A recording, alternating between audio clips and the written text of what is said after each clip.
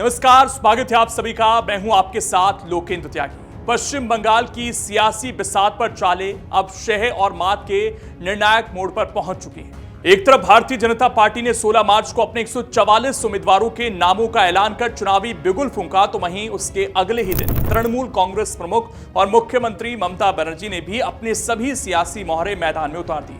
TMC ने 291 सीटों पर उम्मीदवारों की घोषणा कर दी है और इसके साथ ही राज्य में चुनावी तस्वीर काफी हद तक साफ हो गई है। तृणमूल कांग्रेस ने राज्य की कुल 294 सीटों में से 291 पर अपने प्रत्याशियों की सूची जारी कर दी है। शेष 3 सीटें दार्जिलिंग की पहाड़ियों में अनित थापा के नेतृत्व वाली बीजीपीएम के लिए छोड़ी गई हैं।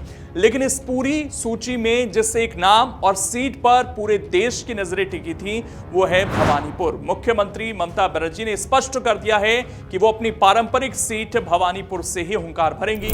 दिलचस्प बात यह है कि भाजपा ने इस बार ममता के सबसे बड़े सियासी प्रतिद्वंदी शुभेंदु अधिकारी को न केवल नंदीग्राम बल्कि भवानीपुर से भी मैदान में उतारकर मुकाबले को व्यक्तिगत और बेहद हाई प्रोफाइल बना दिया है।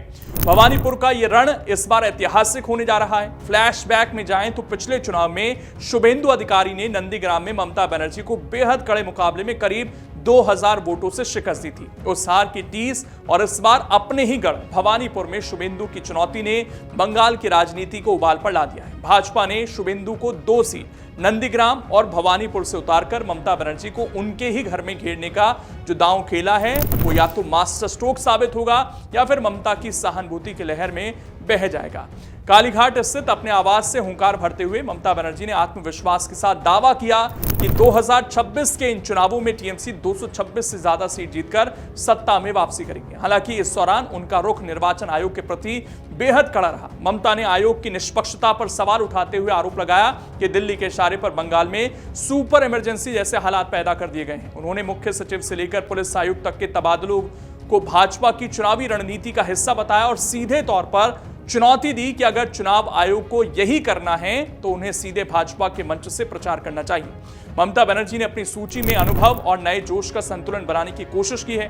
सिलीगुड़ी से गौतम देव, रायगंज से कृष्ण कल्याणी और सागर दीघी से बायरन विश्वास जैसे चेहरों पर पार्टी ने भरोसा जताया। वहीं चोपड़ा से हामिदुल रहमान और इस्लामपुर से कन्हैया लाल अग्रवाल को मैदान में उतारकर टीएमसी ने अपने क्षेत्रीय किलों को मजबूत करने की कवायद की है। बालूरघाट से अर्पिता घोष और हरिरामपुर से बिप्लब मित्रा की उम्मीदवारी भी इसी रणनीति का हिस्सा है कि पुराने वफादारों को साथ लेकर नई लहर पैदा की जाए। चुनाव कार्यक्रम की बात करें तो राज्य में 2 चरण में मतदान होगा। 23 और 29 अप्रैल को वोट डाले जाएंगे, जबकि 4 मई को नतीजे घोषित होंगे।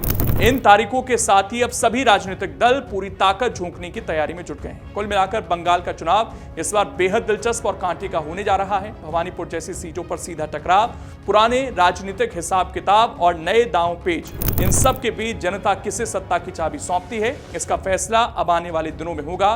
फिलहाल इतना तय है कि बंगाल की जंग अब पूरी तरह खुलकर सामने आ चुकी है और हर दिन सियासी समीकरण बदलते नजर आएंगे। अगर आप ये वीडियो YouTube पर देख रहे हैं तो हमारे चैनल को सब्सक्राइब कर बेल आइकन दबाएं और Facebook पर देख रहे हैं तो हमारे पेज को लाइक करें।